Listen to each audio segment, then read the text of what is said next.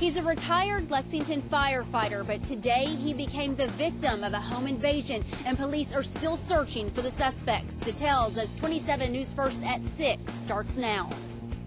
Good evening. He let two men into his home thinking that they were utility workers, but a Lexington man says he quickly found out those men actually wanted to rob him. The victim, a retired fire battalion chief, says the suspects also attacked him inside his Ridge Point Run home this morning. Tonight, the suspects are still on the run, and the victim is talking about what he went through. Our Tamara Evans is live outside his home with our top story at 6. Tamara?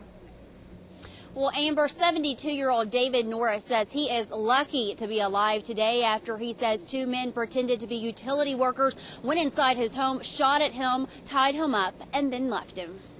For 30 years, this is a scene that wasn't uncommon to 72-year-old David Norris. He was a battalion chief for the Lexington Fire Department and saw a lot, but today he became the victim of a home invasion. About 7:45, somebody knocked on the door and asked me if I was having trouble with my cable. Well, I don't even have cable TV. I use a satellite instead. And it didn't occur to me at the moment that there might be something wrong.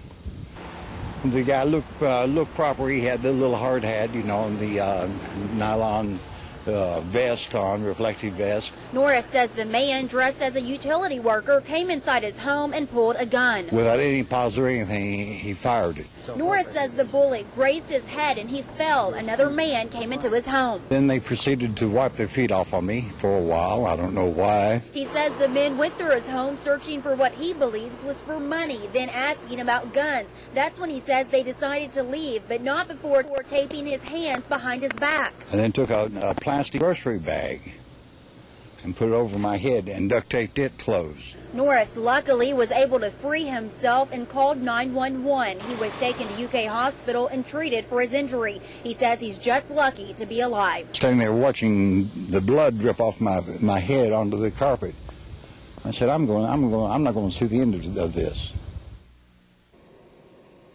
Now, as for a description of those two men, David Norris says that the two men were both black men. He says one was at least 6 feet tall. He says he was a lankier man, and never before has he come in contact with these two men. Reporting live in Lexington, Tamara Evans, WKYT 27 News First.